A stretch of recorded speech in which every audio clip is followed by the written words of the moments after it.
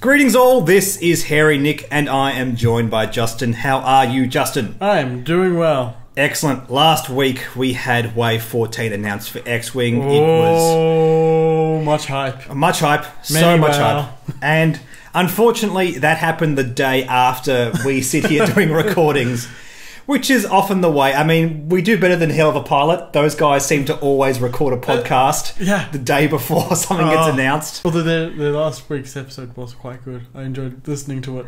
Oh yeah, they were talking about the Scum Han and all that kind of stuff from the Han Solo movie, and literally the day after this gets dropped. So literally, we both recorded all our stuff the day before Wave 14 was announced. Yep. I mean, I'm lucky that I can do stuff by myself and quickly get that out by myself. But yeah, if you do a podcast fortnightly, you feel a bit salty about that kind of stuff. Just a touch. But the main thing is, I have you here now, and basically what happened was I recorded those two videos, one on the Rebel pack, one on the Empire pack, and the response was massive. The reviews on those are still going up and up and up, and we had so many comments on them. So this is going to be another reading your comment style video, but it's just on those two videos because we just have so much stuff to talk about with this kind of stuff.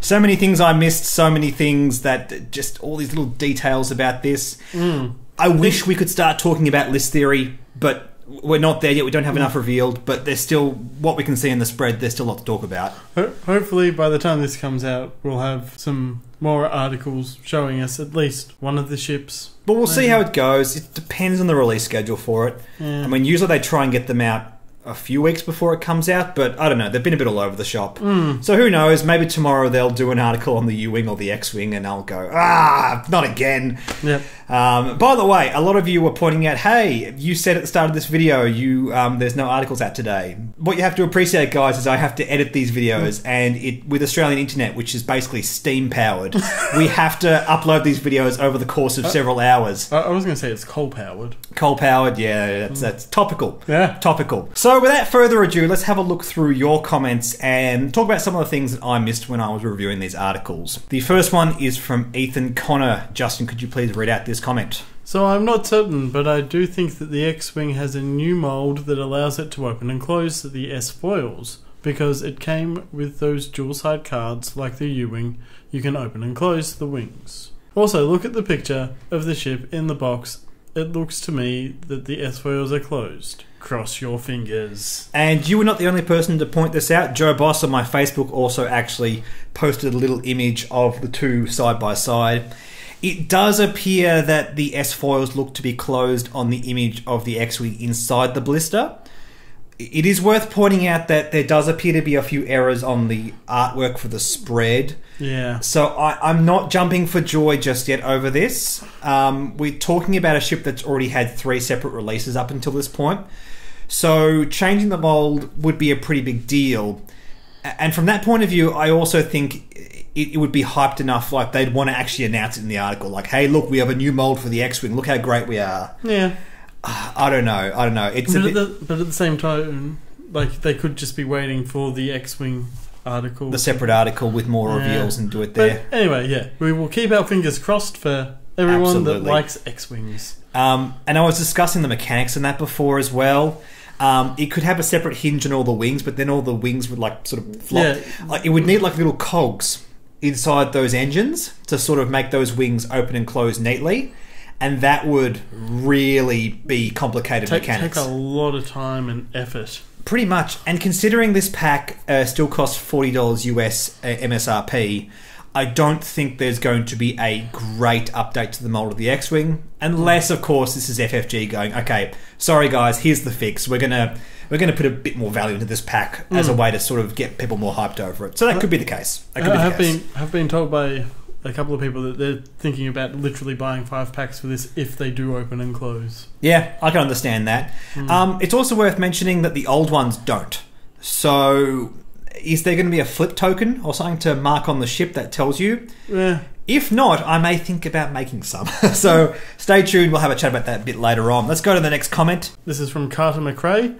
Saw Guerrera plus advanced proton torpedoes? Please no. I play Imperials. Yeah. And I feel your pain as an Imperial player. That's not looking good. Yeah, it's going to be dumb. It's going to be dumb. In fact, me and Justin were just sitting here theorizing over this kind of stuff. And actually, let's bring up those Saw Gerrera builds right now, because it's actually worth talking about. Advanced proton torpedoes, I'm primarily looking at Nera Dentals on the B-Wing, because she can shoot at 360. Deadeye, extra munitions, advanced proton torpedoes, B-Wing, E2, and Saw Gerrera for 37 points. The thing about advanced proton torpedoes, usually you need 2 tokens to make it work. Yeah. Deadeye and 2 focus, or a target lock on a focus. So you can fire the torpedo and then have an extra focus token to change those results. Saw Gerrera sidesteps this. You only need to fire it, and as long as you've just fired it off, you get those 3 free eyeballs, and then Saw Gerrera turns them into crits with no need for an extra token. But 1 damage. 1 damage. Okay, it's not like insane levels of my god, this is so broken. I think taking 1 damage is a cost, and it's something that a lot of people are looking at Saw Gerrera going, he's undercosted. And I just want to strongly emphasize the point that no, taking damage on your own ships is a big deal, guys. Yeah, it's the reason Anka Platt never sees play, because he gives you free actions if you take a damage and you bump. Well, especially on small ships, which the Rebels primarily use. Yeah, I mean, we also had this build suggested by Isaac Waffle with Hera on the Ghost, and we actually decided we'd rather have Chopper in this build. Yeah. But you can use Hera if you want. Basically, fire control systems, extra munitions, advanced proton torpedoes, Zeb Aurelius, and Saw Gerrera. Yeah. Yeah, that's disgusting. Just running straight into them and then shooting them with advanced proton torpedoes, Zeb. I mean, we know how well Zeb works on the Chopper pilot already with auto blasters and automatic damage. Well, you could even consider putting some auto blasters on this. You could. You could put the Phantom on, put an auto blaster on, have that option as well. I just think it's one or the other, because you're probably going to favour one or the other in most games. Yeah. And if you want to abuse Saw with advanced proton torpedoes, I think this is probably what we're looking at. Yeah, it's disgusting. Yeah, it's it's I fun. love it. Yeah, look, at the very end, I think this is going to be fun casually. I don't know if advanced proton torpedoes with Saw is going to be insane on the meta. It's just it's a new way of doing damage. It's a new way of changing eyeball results, and it could be impactful. We'll have to wait and see. You've got to force yourself into getting into range 1, and that it is a downside. Dominic Brown said, I want to know your guys' opinion. Would targeting Scrambler always work against the Grand Inquisitor, since his attacks are always at range 1? Okay, I'm going to say no. And I'll bring up these cards on the screen so you guys can see what I'm talking about. The condition that targeting Scrambler gives means that when your opponent is attacking you at range 1, they cannot modify their dice. The Inquisitor says he always treats his attacks as if they are at range 1. We've seen this kind of thing before, and there's 2 things which really make me think, no, this isn't going to work. First of all, the Inquisitor's ability is a pilot ability. Pilot abilities are sacrosanct. You don't put downside on pilot abilities unless it's really, really pushed. The Inquisitor ability is fantastic, but it's not something that you want to see giving yourself downside. Basically, we have a basic rule of thumb. Pilot abilities are things that always give you upside, and you build around them. Upgrades can give you downside. That's pretty much how it goes. Also, we've seen this kind of thing before with Concord Dawn Protector. The title goes on the Protectorate Starfighter, and basically they ruled that no, it must physically be at range 1. Just because the Inquisitor is treating his attacks as if they are at range 1 does not fulfill the requirement of the ship physically being at range 1 like it needs to be with Concord Dawn Protector, and I think the same will be true of the Targeting Scrambler. I agree. If your ship is at range 3, you're still firing at range 1 with the... Yeah, it only matters for the requirement of your dice. That's the only thing that matters. You're just going to sling three dice. That's the only stage of that whole flow chart where those conditions matter. So I'm going to say no, but of course we could have an FAQ saying otherwise. All indications that I can think of point to no. Ace Plasma Dragon said, I saw something interesting on the community page. There are too many X-Wing pilots and not enough U-Wings compared to the amount of inserts. K2SO confirmed? Okay, so let's bring up an image of this in front of us so we can all see what we're talking about. Basically, if you take a look at the spread, we have 2 inserts for the U-Wing and 3 for the X-Wing. And what people are theorising is the 2 inserts on the U-Wing, which of course is double-sided, indicates that there should be 4 pilots. Now, I will say right off the bat, if there are only 2 pilots for the U-Wing, there should still be 2 inserts. Because if there was only one, you wouldn't be able to fly them side by side. Because the one insert would have to be used for both of them.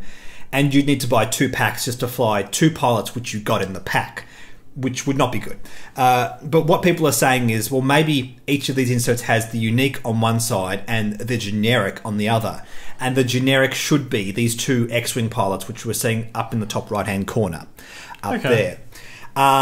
Which means that the art department made a mistake, and those 2 are meant to be U-Wing pilots, not X-Wing pilots. We also have 3 X-Wing inserts, which indicates, yes, there are 6 X-Wing pilots on the bottom row.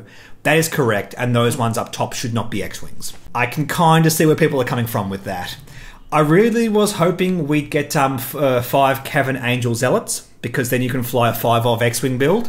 Ooh. You can still do that if you buy 2 packs, and look, if you want to get 2 of them, if you want to get 5 of them, you get 2 of these X-Wings. I think that's still worth doing. It's just disappointing they don't come out of the pack. But it kind of makes sense, because if you think about the way they'd have to make the inserts, they basically just have to have... What would it have to be? If they have 7 X-Wing pilots, they'd need these 3 inserts, plus 2 more, which are just double-sided Cavern Angel Zealots. Because you need to have separate inserts for each of those zealots. Yeah. Which is kind of weird. They'd have to give us, like, extra inserts that don't have a relevant second side, pretty much. They could just print rookie pilots on the other side or something like that. Oh.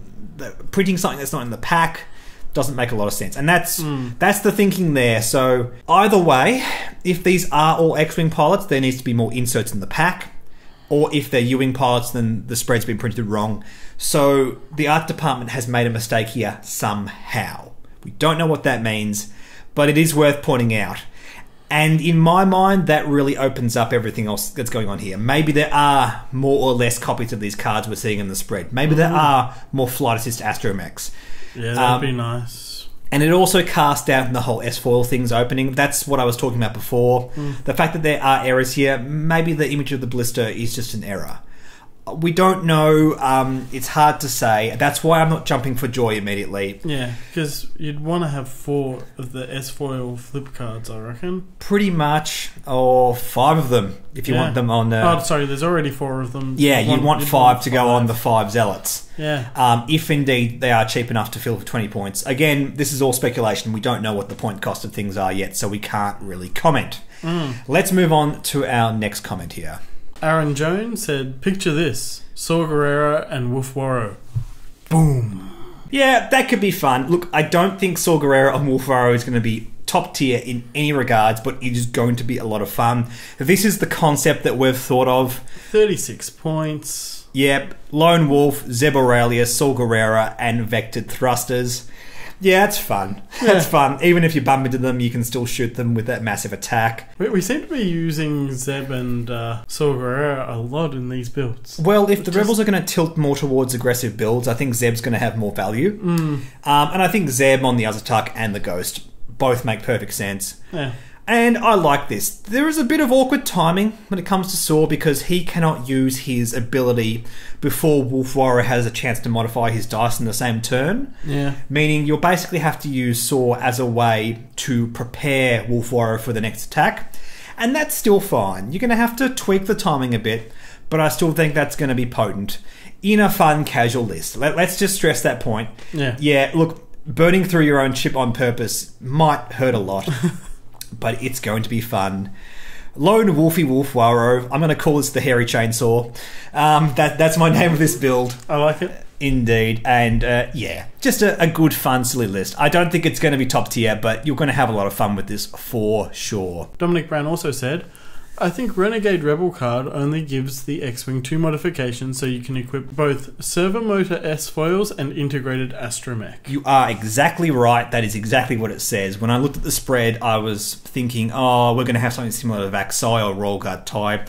We really don't need more of these kind of things that just add more modifications. It's not very exciting new design space. But basically saying you can take 2 mods means you can take the S-foils and integrated astromech, which are both free quote-unquote fixes for the X-Wing. It's going to be a base level requirement. If they gave us S-foils and it just replaced the integrated astromech, there was always a risk that it wouldn't have been as good. Yeah. And that would make the X-Wing still not technically fixed. So you're exactly right. It's probably going to say you can take 2 mods and have some other upside on the card. I don't know. We'll see. We'll see. Really Mad Maverick said, "Great review, Nick. I'm picking up on your comments on the possible new torpedoes. It may read when defending. If it does, it might explain the evade token. Perhaps a one-use anti-missile defense giving an evade token. Effectively, another cheap shield for extra durability with a low agility ship. A nice situational anti-missile buff. As for Gera Arc Hawks and Phantoms with regeneration will put him to good use. You need regen to make him worth taking the pain." Yeah, for sure. I mean, we'll talk more about the Gera Arcs in a tick. But we're talking about this missile here, which doesn't have an action or attack header. And you're right, it could be like another version of countermeasures, which can go on any ship that has missiles. Yeah, the way I looked at it was it might possibly be like a flare sort of situation. I agree.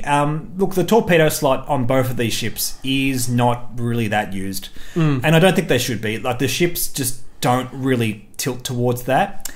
So yeah, I agree. It could be some kind of flares. It could be a way to counter missiles, which would be fantastic in the current meta. Yeah. Really good in the current meta. I'd really like to see that, but we'll see how that goes. GJH said, "Disappointing that we are again only receiving a single flight assist Astro." Completely agree, but as I said before, we're seeing issues with the spread, so fingers crossed we might get at least 3 copies. Yeah. I said when Flight Assist Astromech was being revealed in the Phantom 2, this only gets 1 copy because the X-Wing fix is coming with multiple copies of it. That's what I theorised what was happening, and then they reveal this and there's just 1. And I was really hoping we'd get a whole heap because it's going to be nuts on the X-Wing. And yeah, hopefully we get some more, and this is just an error, but you know, fingers crossed. Nate Zuminski asks, Magva, Yarrow, and Leven Tenzar are my guesses on some of the pilots. And I believe you are correct from what we've seen, because we had a look at the Wikipedia for these, because everyone was talking about them. I'd never heard of these characters before. Apparently what happened is they made Rogue One. They didn't name all these characters, but later on they released a visual guide. And it looks like they gave the author of the visual guide a bit of scope to invent some new characters, being Magva Yarrow and Leven Tenzar. Which is kind of cool. Yeah, it's really cool. It's really cool. And I like that FFG are taking on these sort of B-list characters and giving them a bit of a backstory, making them have an impact on the game. And look, I'm going to post the Wikipedia articles for these down in the description below, so have a look at those. Really interesting characters. Not really impactful in terms of the Rogue One story, but just a nice little include, and I'm glad to see FFG including this kind of stuff. Yeah, it's nice to see them adding more to the lore. Yeah, it's world building. Benjamin Trojniak. The targeting scrambler can work well on Corran Horn. Just do this after you make a double attack, since you basically have a weapons disabled token anyway. By the way, if we're pronouncing these European names badly, please tell us, because we are trying. We do try hard. We're very sheltered suburban Australians, so we don't know. Yes, targeting scrambler on Corran Horn has a bit of value because he basically kind of has the weapons disabled token with his ability. I mean, he was invented before the weapons disabled token was invented. You take 2 attacks in 1 turn to take no attacks the next turn.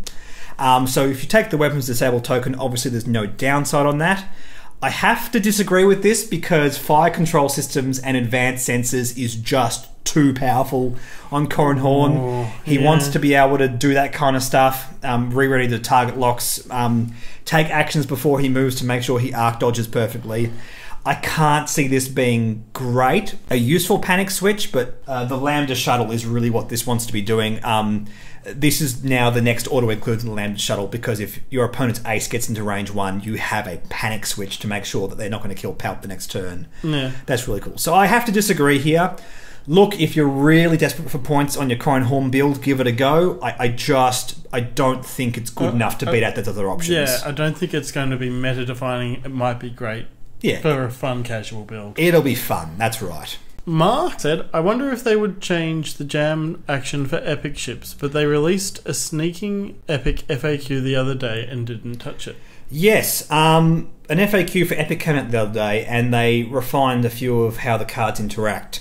Namely, you cannot take cards that give your ship stress or focus or evade tokens, or you cannot opt to use those abilities. So you can no longer have Zuckuss on the Sea Rock Cruiser, which is probably a good thing. Yeah. But most notably, no, they did not change the way jam actions work. So now we seem to have a jam action on epic ships and a jam action on regular 100-point small base ships that do different things. Yeah. Because we know with the TIE Reaper, you use the action in order to negate one of your opponent's tokens, which just seems to me to be giving them a jam token.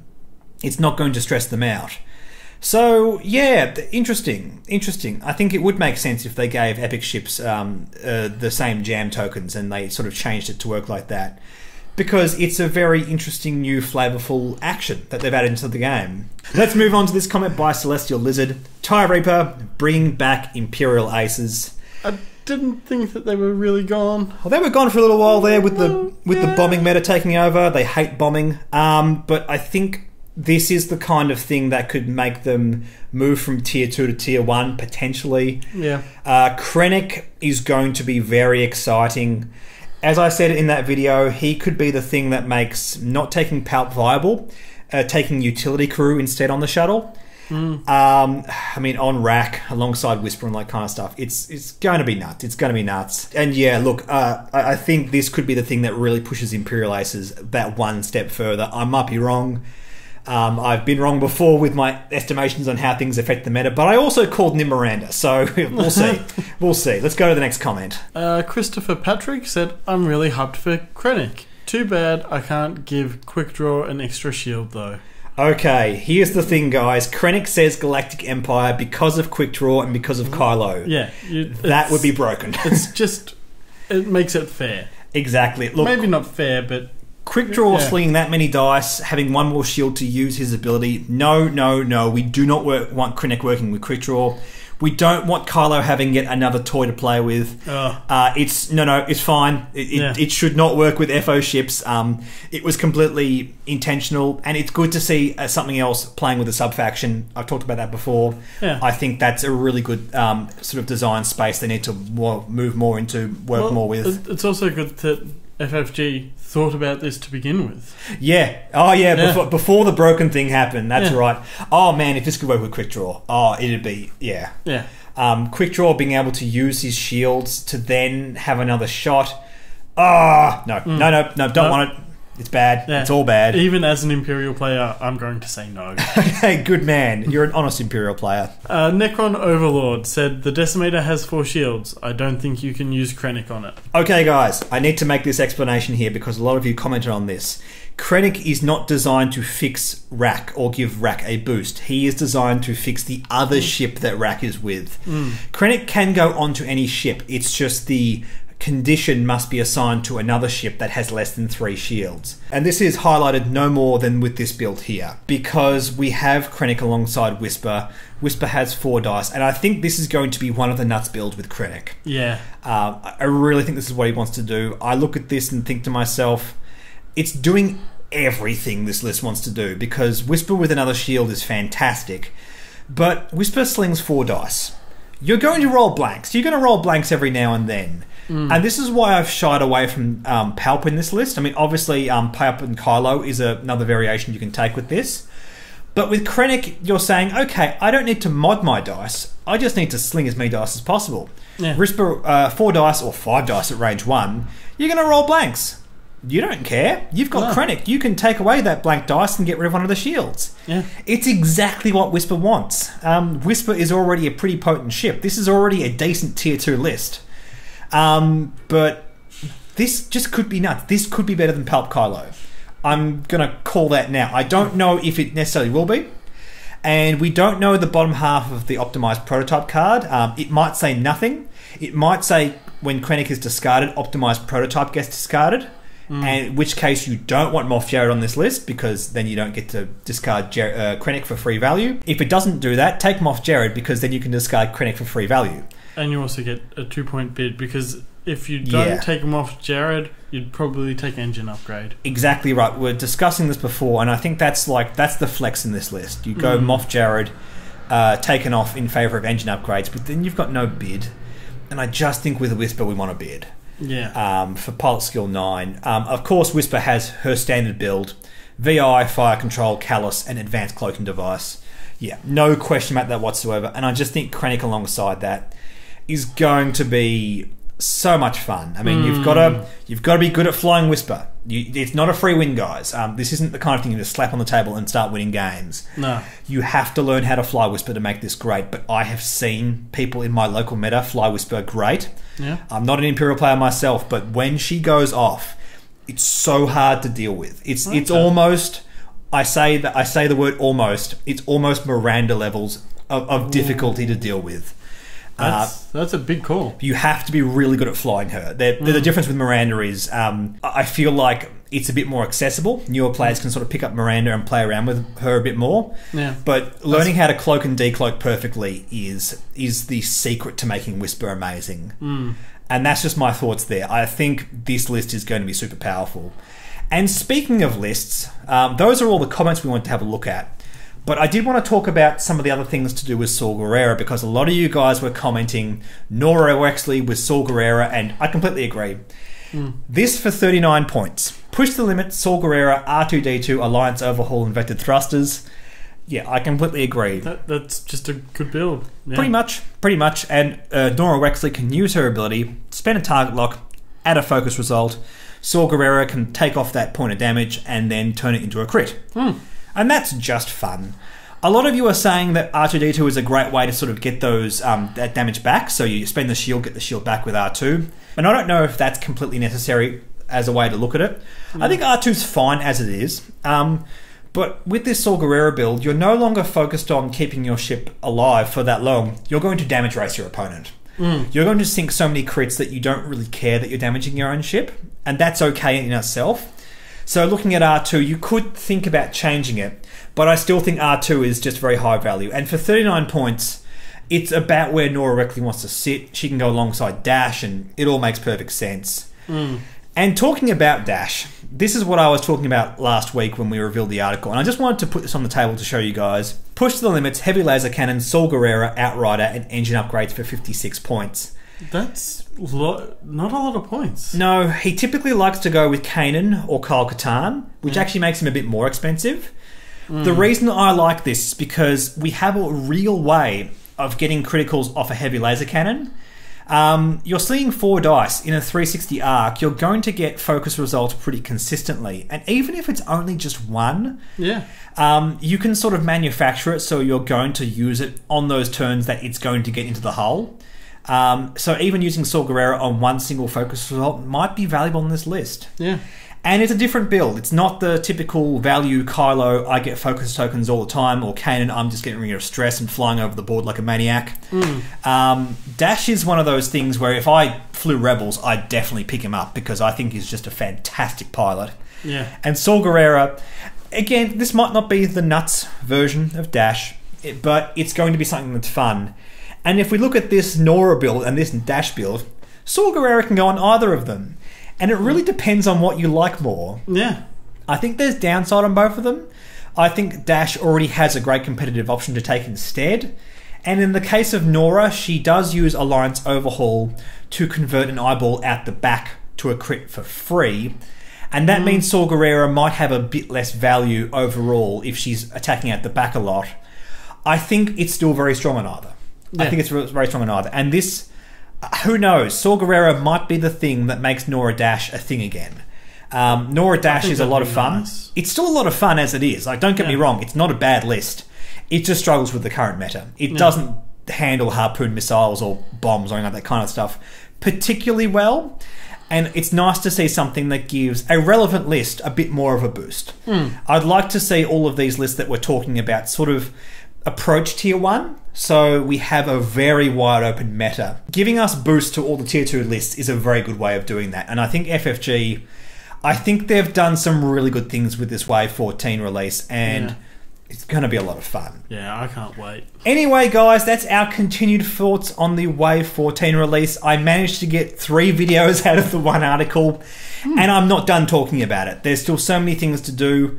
There's still so many things to talk about in the comment section. If we further missed anything, please let me know. I am so hyped for the further review articles for this so we can finally talk about list building beyond the little scraps we've had so far.